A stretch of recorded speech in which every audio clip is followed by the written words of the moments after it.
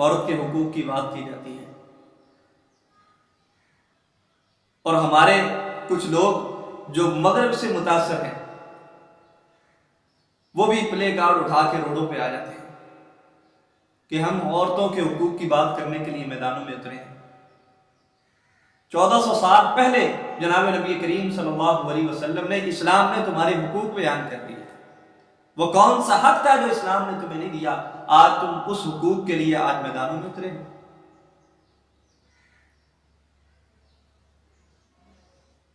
کبھی ماضی کے اوراق پلٹ کے تو دیکھیں، تمہاری حیثیت کیا تھی؟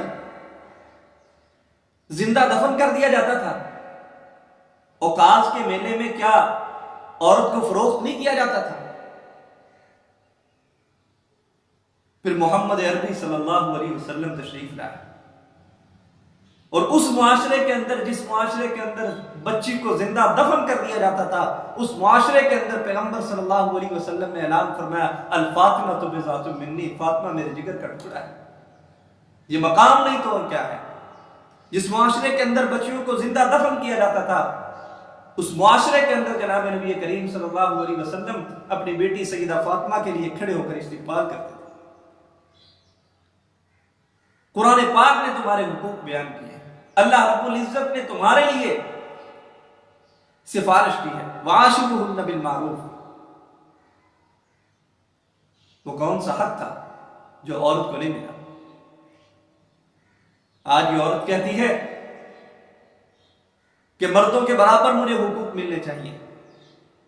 جو عورت گھر کے 5 افراد کے لیے چائے بنانا اپنے لیے کوفت سمجھتی ہے، جب برابر کے حقوق ملیں گے تو گاڑیوں اور بسوں کے اندر، جہازوں کے اندر 300 لوگوں کو جو ہے چائے پیش کرنی پڑے گی۔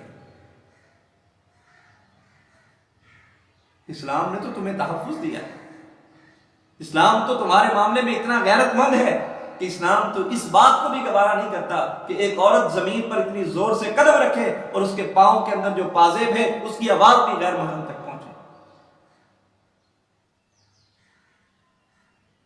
اللہ رب العزت نے کیسا انتخاب کیا عورت کا۔ امیر شریعت سید عطا اللہ شاہ بخاری رحمہ اللہ ایک کالج میں گئے تو اس کالج کے اندر ایک لڑکی نے سوال کیا حضرت سے، کیا کہ حضرت مرد نبی بنتے ہیں لیکن عورتیں نبی نہیں بنتی۔ تو حضرت نے جواب دیا، بیٹی مرد نبی بنتے تھے، مرد نبی بنتے تھے اور عورتیں نبی جنتی تھی۔ اس نبوت کے مقام کے لیے جو سبب کے طور پر اللہ رب العزت نے جس شخصیت کا انتخاب کیا ہے تو وہ عورت کا انتخاب کیا۔ تمام انبیاء علیہ السلام، حضرت آدم علیہ السلام کے علاوہ تمام انبیاء علیہ السلام کو عورت نے جنا ہے۔ حضرت عیسیٰ علیہ السلام کے والد نہیں ہیں لیکن والدہ پھر بھی موجود ہے۔ کتنا مقام اور شرف عطا کیا ہے۔ اور آج جو مغربی تہذیب کے لوگ تمہارے حقوق کی بات کرتے ہیں میری بہن، یہ تمہارے حقوق کی بات نہیں کرتے بلکہ یہ تمہاری عصمت کی چادر کو اتارنا چاہتے ہیں۔ یہ وہ بھیڑیے ہیں جو تمہاری عصمت، تمہاری عفت کو برباد کرنا چاہتے ہیں۔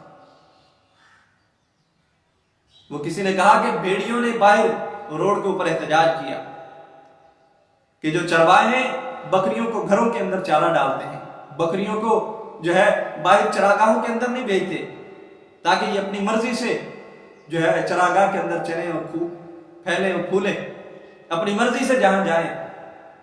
تو بکریوں نے جب بات سنی کہ باہر بھیڑیے ہمارے حقوق کی بات کرتے ہیں تو انہوں نے کہا کہ ہمیں بھی ان کے ساتھ ان کی آواز میں لانا چاہیے۔ تو اس وقت جو بوڑھی بکری تھی اس نے کہا، میری بچیو یہ تمہارے حقوق کی بات نہیں ہے بلکہ یہ وہ درندے اور بھیڑیے ہیں، جیسے ہی تم باہر نکلو گی وہ تمہیں چیر پھاڑ کر جائے گا۔ لیکن بکریوں نے کہا نہیں، ہمارے حقوق کی بات ہو رہی ہے، ہم ان کی آواز میں لائیں گے۔ پھر کیا ہوا؟ بکریوں نے حقوق کی بات کی اور بھیڑیوں کی آواز میں لائی، چرواہے نے دروازے کھول دیے اور جیسے ہی بکریاں گھر سے باہر نکلی اور درندوں نے اور بھیڑیوں نے چیر پھاڑ کر کے رکھ دیا۔ آج جو ہمارے حقوق کی بات کرتے ہیں یہ ہماری بہنوں، ہماری ماں اور ہماری بچیوں کی عفت کی چادر اتارنا چاہتے ہیں۔ یہ پردہ عورت کی زینت ہے۔ میری بہن تو کیا جانے یہ پردہ کیا ہے؟ تیرے پردے کی ایک ایک سلوٹ تیری عفت کی گواہی دیتی، تیری عظمت کا نشان ہے۔ تو کیا جانے، تو مغرب کی ٹینو نہیں، تو اسلام کی شہزادی ہے، تجھے اسلام نے عظمت اور شان، بلندی اور عفت عطا کی ہے۔ وہ ایک بزرگ سے کسی عورت نے پوچھا کہ حضرت، مرد کو پردے کا حکم نہیں ہے، عورتوں کو پردے کا حکم ہے، کیوں؟ وہ بزرگ فرمانے لگے، بیٹا کبھی بازار میں گئے ہو سنار کے پاس؟ کہا جی سنار کے پاس تو گئے ہیں۔ کہا سنار جب سونے کی کوئی چیز آپ کے حوالے کرتا ہے تو کیسے دیتا ہے؟ آپ کے ہاتھ میں دے دیتا ہے، جاؤ لے جاؤ؟ فرمایا نہیں۔ کہا کیسے دیتا ہے؟